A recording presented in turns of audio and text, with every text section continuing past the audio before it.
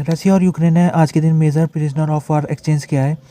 एक हफ्ते पहले रसिया का जो ट्रांसपोर्ट प्लेन था उसमें बताया जा रहा था कि 65 यूक्रेन के कैदी थे, तो उसमें ब्लास्ट होने के कारण वो 65 के 65 मारे गए थे। रसिया का कहना था इस को ब्लास्ट करने में यूक्रेन ने अटैक किया था ये, तो यूक्रेन ने अभी तक इसका कंफर्मेशन नहीं किया है। लेकिन आज का जो एक्सचेंज हुआ है ये एक्सचेंज एक हफ्ते पहले हो जाना चाहिए था। जो 65 यूक्रेन कैदी मारे गए थे उस समय एक्सचेंज हो जाना चाहिए था, लेकिन वो नहीं हो पाया उस दिन का एक्सचेंज। तो उसके बाद से ये आज का एक्सचेंज हुआ है और इसमें अभी तक एग्जैक्ट फिगर नहीं आ पाए कि वाकई में कितने कैदियों को छोड़ा गया है।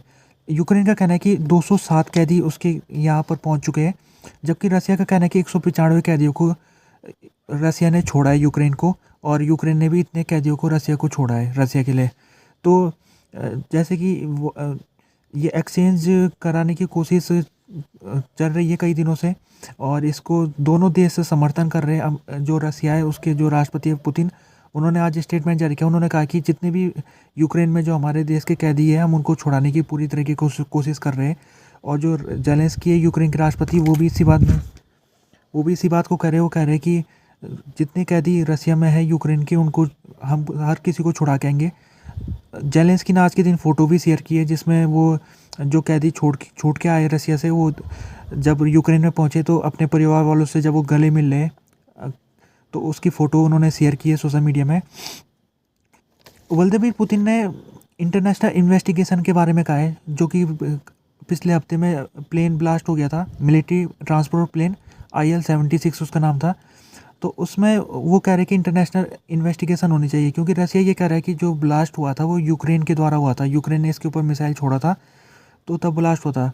तो यूक्रेन ने अभी तक ना इसका कंफर्मेशन उसने नहीं किया है और ना ही उसने इसको डिनाई किया है। लेकिन यूक्रेन कह रहा है कि रसिया हमको एविडेंस नहीं दे रहा है जिससे ये कंफर्म हो सके कि ये हमारे द्वारा ही ये ट्रांसपोर्ट प्लेन में ब्लास्ट हुआ था। तो रसिया के जो राष्ट्रपति उन्होंने आज कहा है कि ये जो प्लेन के ऊपर अटैक हुआ था ये US supply patriot air defence system की जो मिसाइल है उसके द्वारा ये अटैक हुआ था। और अभी इसका जांच चल रही है। रसिया ने इसकी जांच के लिए इसका जो ब्लैक बॉक्स है प्लेन का उसको इन्वेस्टिगेशन के लिए भेज दिया है। साथ में जो डेड बॉडीज़ है उनका भी DNA जांच हो रही है। रसिया ने कहा है कि वो इस समय मॉनिटरिंग कर रहा है जो सिचुएशन अभी यूक्रेन में बनी हुई है। अभी ट्यूसडे के दिन खबर आई थी कि यूक्रेन के जो जनरल है वलेरी जेलुजिनी, उनको इस्तीफा दिलवाने की बात चल रही थी और राष्ट्रपति जो यूक्रेन के वो चाह रहे हैं कि जेलुजिनी इस्तीफा दे दे, तो उनके ऊपर प्रेशर बनाने की कोशिश हो रही है।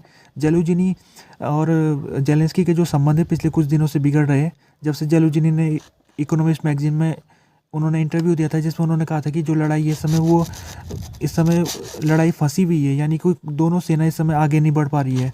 तो उनके स्टेटमेंट का यूक्रेन के राष्ट्रपति ने उनका स्टेटमेंट का उन्होंने उसमें आपत्ति दर्ज कराई थी। उन्होंने कहा था इस तरह से इस जनरल को स्टेटमेंट नहीं देना चाहिए।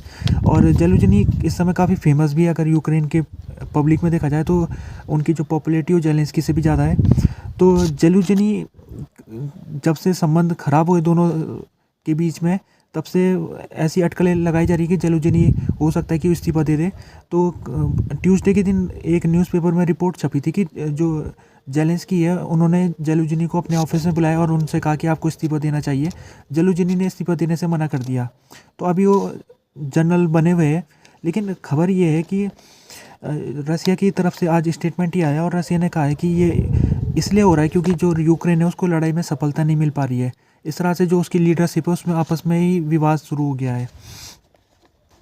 रसिया के जो डिफेंस मिनिस्टर है सर्गे शोइगु, उन्होंने कहा है कि आज वो इंडस्ट्री और जहाँ पर मैन्युफैक्चर होता है वेपन्स, वहाँ पर की कुछ इंडस्ट्री देखने गए थे वो, तो वहाँ पर मैन्युफैक्चरर के साथ उन्होंने बातचीत की।